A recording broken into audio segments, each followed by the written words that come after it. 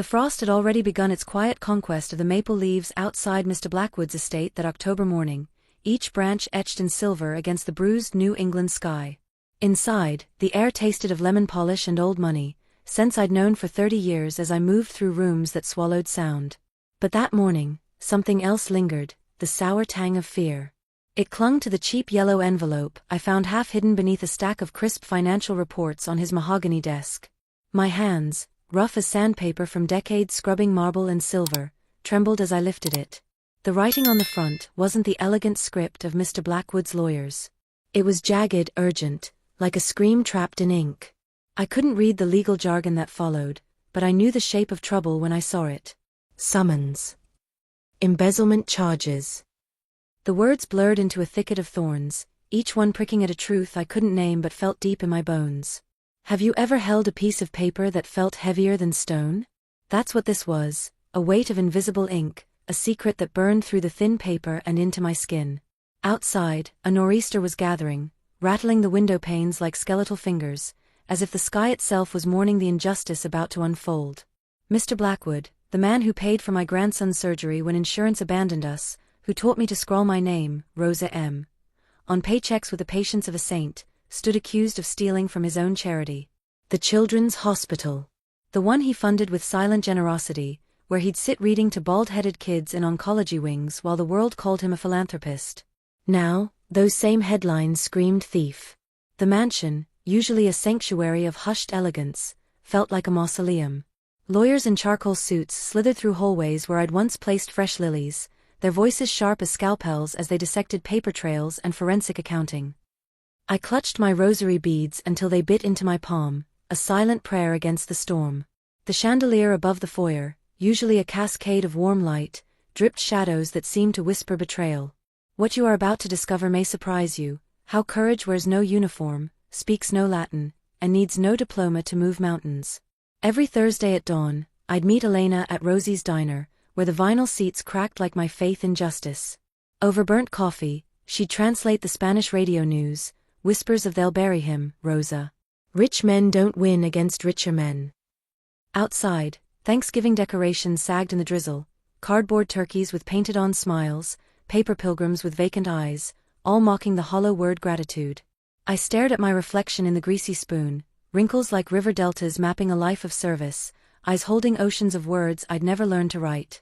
That morning, Mr. Blackwood had slipped me an extra $50 bill. For the little scholar, he'd winked, meaning my grandson Miguel, who was learning to read. Now that money felt like blood money, stained by accusations I couldn't decipher but knew in my soul were lies. Stay with me until the end, because this isn't just a story about a courtroom. It's about the invisible threads that bind us, how a woman who couldn't read a legal document could read the truth in a man's eyes, and how a single act of courage can rewrite the verdict written in stone. The frost outside thickened, sealing the mansion in a glittering cage, as I stood there, holding a paper that felt like a tombstone, knowing I held more than just an accusation. I held a man's life in my illiterate hands. And the storm was just beginning. The district courthouse rose like a monolith of cold stone against the bruised sky, its granite steps worn smooth by the weight of countless verdicts. As I pushed through the heavy oak doors, the air hit me like a physical blow, a toxic cocktail of bleach and old fear that coated my tongue and clung to the back of my throat. I'd only seen courtrooms on TV, where justice moved with clockwork precision and truth wore tailored suits. Here, reality was thicker, heavier, weighted by whispers that slithered along the marble floors like serpents. My worn uniform scratched against the unforgiving wooden bench as I pressed myself into the shadow of a pillar, invisible as dust, my heart hammering against my ribs like a trapped bird. Then he moved, the prosecutor, a shark in pinstripes who glided across the courtroom with predatory grace. He didn't walk, he hunted. When he waved documents like weapons, the paper sliced through the thick silence. "Your Honor, the defendant moved $500,000 to offshore accounts." His voice was a scalpel, precise and cruel. Mr. Blackwood sat rigid in the defendant's chair, his silver hair catching the harsh fluorescent light like a halo. His face was a mask of dignity I'd seen crumble only once. When his wife died in this very hospital he now stood accused of robbing. I remembered him then, crying silently in his study, how he donated her entire estate to build a new pediatric wing. Now, those same hospital administrators testified against him, their faces blank, their words rehearsed. The air conditioning hissed like serpents overhead, and I gripped the rosary beads in my apron pocket until my knuckles turned bone white, the plastic beads biting into my flesh like tiny teeth. When the judge's gavel cracked, announcing lunch recess, the courtroom erupted into a chaotic symphony of scraping chairs and murmured conversations. But I stayed frozen, rooted to the bench, watching Mr. Blackwood's shoulders slump as if the weight of those accusations had finally broken him. Something inside me shifted, not a thought, but a physical sensation, like ice cracking in my veins. A quiet, fierce resolve bloomed in my chest, warm and terrifying. It felt like my daughter's hand squeezing mine during her worst chemo nights, a silent promise that we would not surrender. If this moment resonates with you, that fragile turning point where fear meets courage, leave a comment below about what touched you most in Rosa's journey so far. Your stories, your reflections, they're not just words, they're the invisible threads that weave us together in this fight for what's right. Your participation here is what makes this channel grow and reach more people with these hidden stories of courage, shining light on the unsung heroes among us. And if you believe in the power of ordinary voices changing extraordinary circumstances, please tap that like button. It's a small gesture that tells others they're not alone. Most importantly, hit subscribe, because every new voice that joins this community helps amplify the whispers of courage into a roar that can't be ignored. Together, we're building a sanctuary where truth isn't just spoken, it's felt, deep in the bones. The marble floor seemed to tilt beneath me, and for the first time, I saw the courtroom not as a place of judgment, but as a battlefield where truth was the only weapon that mattered. My fingers found the crumpled photograph hidden deep in my apron pocket, its edges soft from countless touches. I pulled it out, the image creased but clear, Mr. Blackwood and me at the Children's Hospital Gala, his arm draped protectively around my shoulders, both of us smiling under a chandelier that rained light like liquid gold. "He gave me this camera," I whispered, my voice trembling but cutting through the courthouse's sterile air. "Said, capture the truth, Rosa." So I did. Mr. Alvarez, the lawyer, froze, his polished composure fracturing as I reached deeper into my apron and drew out a small worn album, its leather cover scuffed, its pages filled with undeniable proof. 4 months, I'd shadowed Mr. Blackwood every Sunday, my cheap camera clicking like a faithful heartbeat. Now, as the storm outside finally broke, sunlight pierced the stained glass windows, bathing us both in gold. The gallery fell silent, all eyes turning to me, the maid, the immigrant, the woman who couldn't read a legal document but knew the shape of honor. And in that stillness, I took my first step toward the witness stand. My footsteps echoed through Blackwood Manor's marble halls, each sound swallowed by the suffocating silence that had settled like ash since the accusations began.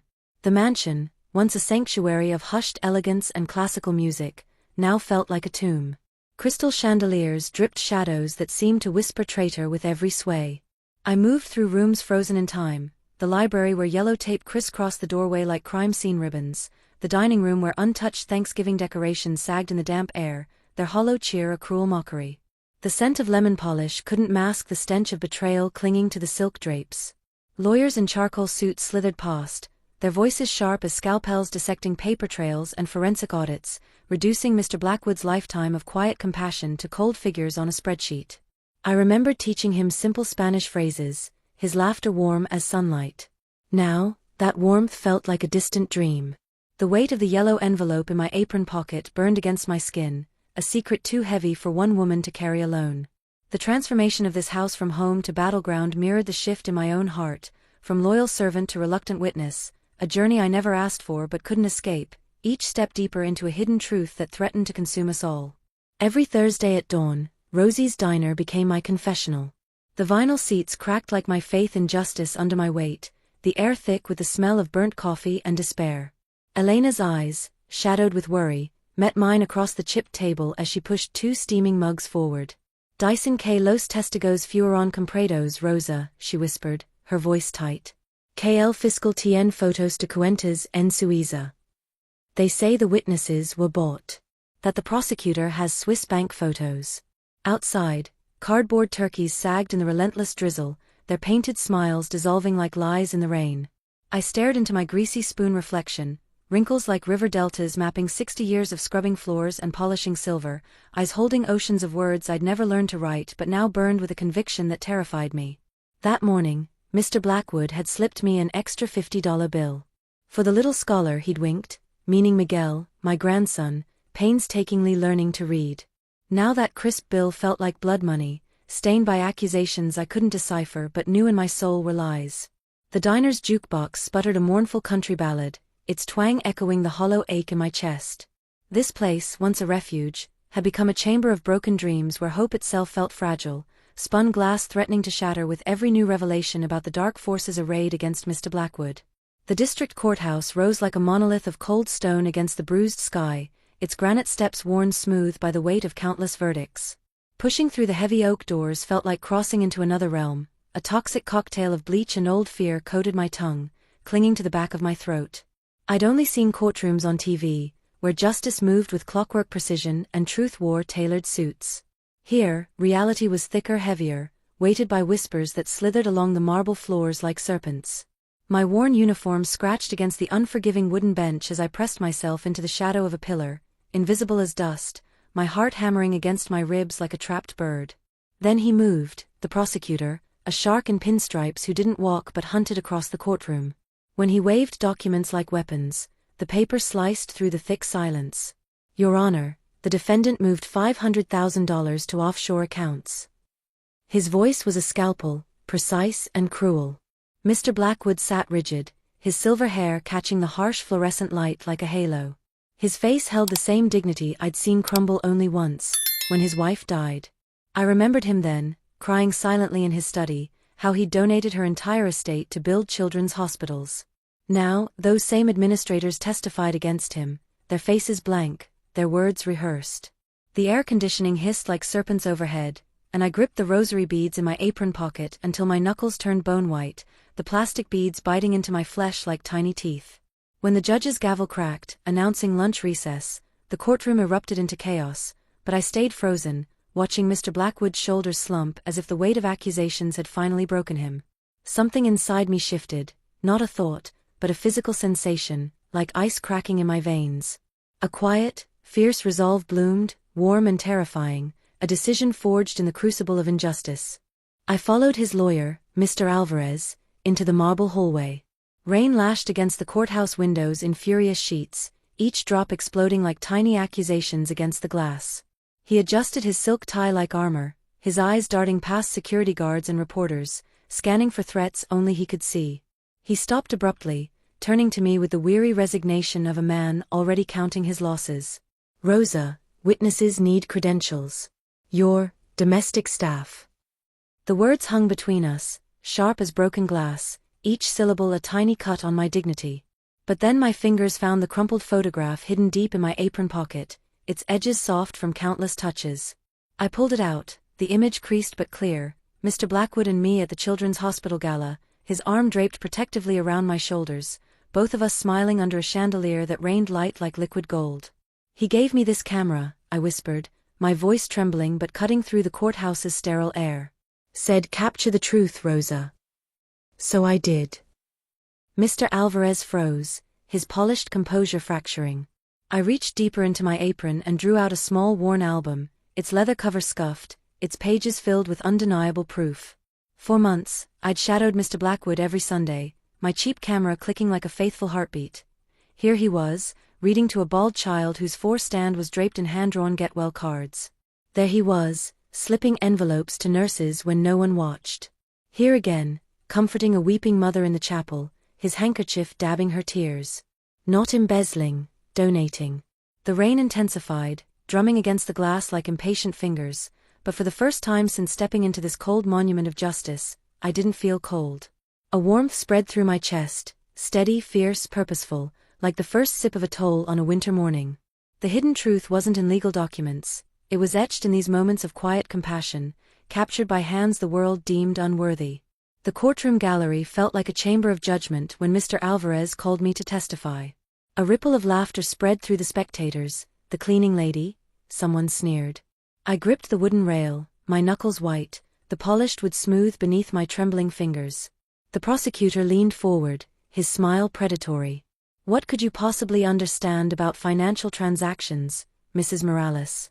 Can you even read a bank statement?" Murmurs of agreement rippled through the courtroom. I looked at Mr. Blackwood, his eyes holding the same kindness as when he taught me to write my name, his expression calm, trusting. That trust became my anchor. I understand honesty, I said, my voice finding strength in the stillness. And I understand cameras. I placed my photo album on the witness stand, the worn leather cover a stark contrast to the crisp legal documents surrounding it. As I opened it, the courtroom fell silent, the only sound the rustle of pages turning, each one filled with undeniable proof of Mr. Blackwood's innocence. My testimony unfolded like a series of revelations, each photograph a hammer blow against the lies. Every Sunday, I said, my voice steady now, while the prosecutor played golf. I described the offshore account, a trust fund for a nurse's orphan nephew after a car accident, set up anonymously by Mr. Blackwood. He told me, I whispered, some gifts need shadows to protect them. The jury leaned forward, their expressions shifting from skepticism to dawning understanding. Outside, the storm broke, and sunlight pierced the stained glass windows, bathing Mr. Blackwood in a golden glow that seemed to silence even the most hardened doubters. The prosecutor's face turned the color of curdled milk as the truth unfolded, not in complex legal arguments, but in simple images captured by an illiterate woman who saw what others refused to see. The impact was immediate, visible in the jury's rapt attention, the judge's furrowed brow softening, the collective intake of breath as the hidden truth emerged from the shadows.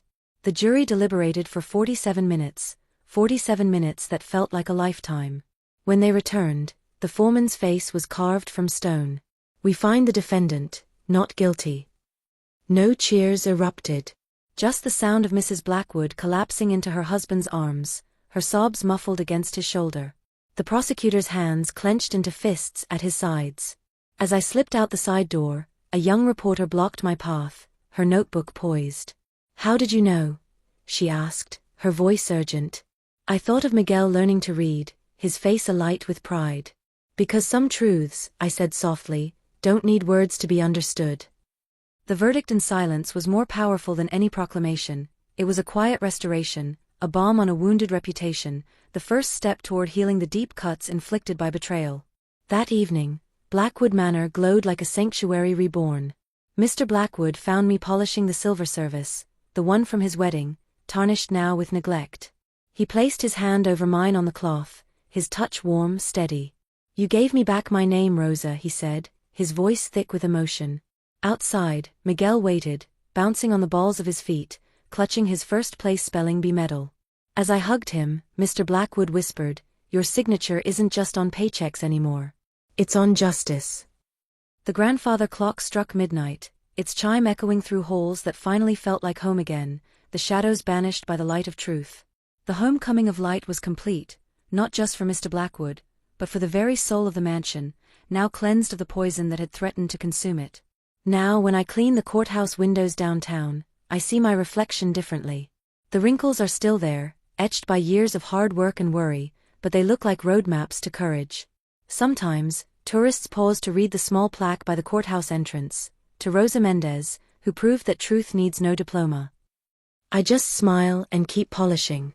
Some stories aren't written in ink or typed in briefs. They're etched in calloused hands, whispered in broken English, and lived in the quiet spaces between fear and freedom.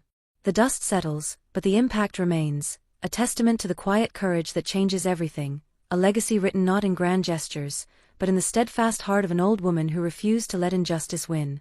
Months later, I found Mr. Blackwood in his study, staring at a small box.